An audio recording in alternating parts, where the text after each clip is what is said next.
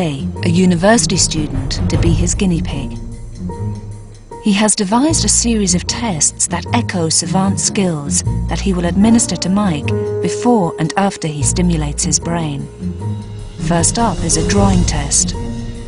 What we'd like you to do, Mike, is to draw from memory your version of a horse. And horse, and we'll give you about a minute.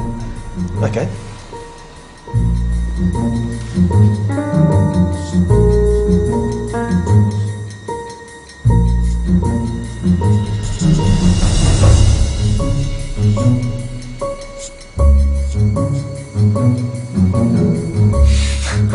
Yes. That's fine. Thank you, Mike. In the next test, Snyder asks his subject to repeatedly read a familiar proverb. A bird in the hand is worth two in the bush. A bird in the hand is worth two in the bush. In fact, it's so familiar to Mike, he completely misses the repeated "the." A bird in the hand is worth two in the bush.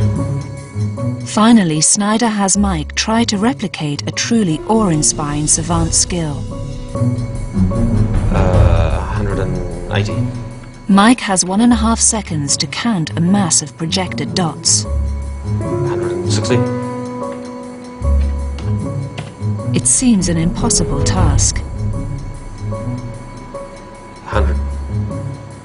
But now Snyder is going to try to unleash his subject's inner savant. We're going to put magnetic pulses into your head. They're safe, and we're going to do that for about 15 minutes. Using a revolutionary technology, Snyder asserts that he can artificially turn on anyone's hidden potential by temporarily turning off part of their brain.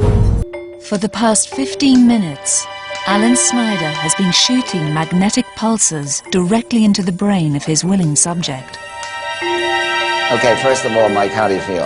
I feel pretty good, yeah. Okay, we're going to talk about that more later, but before we do, what I'd like you to do is participate again in the reading of the proverbs that you did before. A bird in...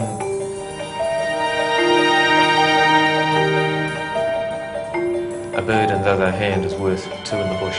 The first surprise is that after the stimulation, Mike has instantly spotted the double "the."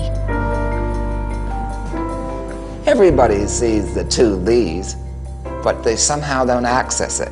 What the TMS does is what I think exists in a savant all the time, is that it gives you privileged access to lower level, raw sensory information that's obviously in all of us. When he first tried to count the dots, Mike seemed hesitant.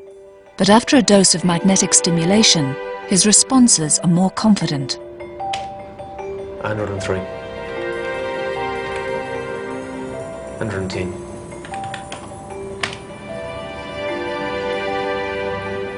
62. Okay, so before the transcranial magnetic stimulation, you got 2 out of 20. Right.